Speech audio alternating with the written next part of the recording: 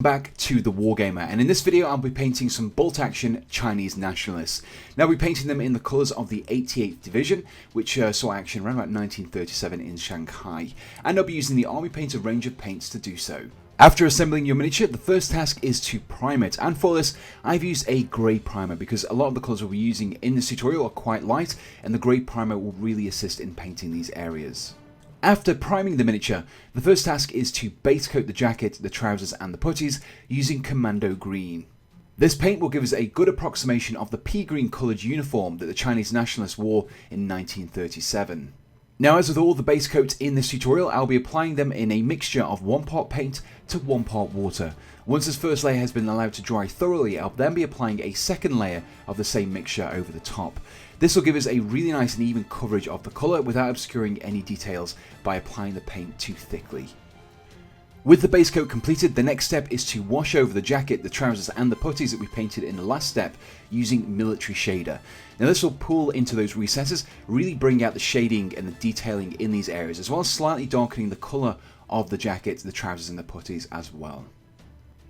To finish off the green areas we've been painting, I'll now be applying a highlight of Witch Brew. This is a slightly lighter colour than the Commando Green we applied in the previous step, and when applied to the raised sections of the cloth will really help to bring out the detailing in these areas.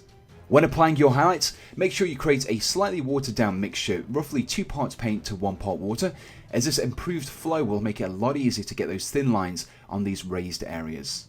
The next area of our miniature that I'll be painting will be the black areas, and for this I'll be using matte black.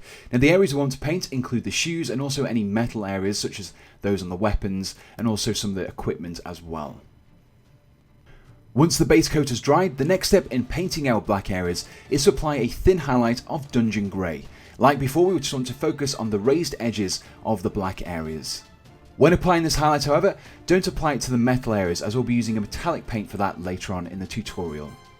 The next area of our miniature that I'll be painting will be the skin, and for this we want to start off with a base coat of Kobold Skin. Remember to create that mixture of 1 part paint to 1 part water and apply at least 2 thin down coats. With the base coat achieved, I'll now be applying some flesh wash over the skin areas we painted in the last step. This will slightly darken the colour of the skin slightly, also flow into those recesses and bring out the details by enhancing the shading. To finish off painting the skin, I'll now be applying a highlight to the more prominent facial features. This includes the bridge of the nose, the raised cheekbones and also the lips as well, and once again I'll be using Kobold Skin to do this. The next step in painting our Chinese Nationalist is to paint his helmet, and for this we'll be using Crypt Wraith. This will give us our nice apple green colour that we're looking for here, and you can even apply this to other items such as the canteens and gas mask canister. The next step in painting our apple green coloured areas is to wash over them using green tone ink. This will pool into those recesses, help to bring out the detail, but won't affect the colour of the helmet itself.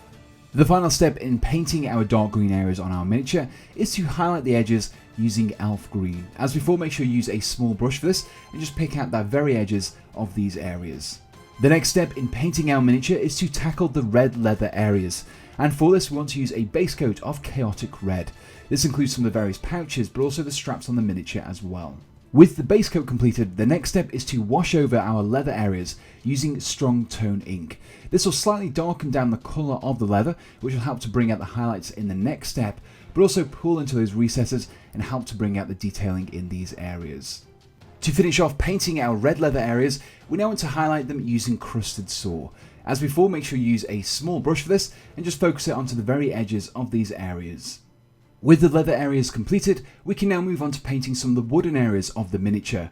This includes the wooden furniture on the weapon, but also any equipment such as the entrenching tools, and we want to start off these areas with a base coat of fur brown. With the base coat of fur brown completed, we want to bring out some of the detail by applying a wash over these areas, but I'm going to be using light tone ink for this because it has a slightly reddish tinge to it and will help to keep on that reddish colour that we've already achieved with the fur brown. The final step in painting our wooden areas on our miniature is to highlight them using troll claws. Now I would recommend watering them down ever so slightly with roughly 2 parts paint to 1 part water in its mixture and using a very thin brush. In one of the previous steps we base coated the metal areas using matte black. Now we want to highlight these same areas, but this time we'll be using gunmetal. By doing this we give the impression of blackened metal, which is often used in weaponry from the time. And here we have the completed Chinese Nationalist, who you can see I've also based. If you are interested in how I created this miniature, I've included a link in the description below to my conversion video on converting Chinese Infantry using Warlord Games plastic kits. If you enjoyed this video, please do let me know in the comments below, and also make sure you subscribe to be kept up to date with all of my future content.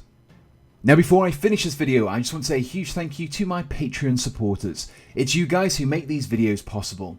If you're interested in supporting me as well, you can do so by checking out my Patreon link in the description below, and from there you can donate to me from as little as $1 a month, which will just really help me in producing future content. So all that's left to say is thanks for watching and goodbye.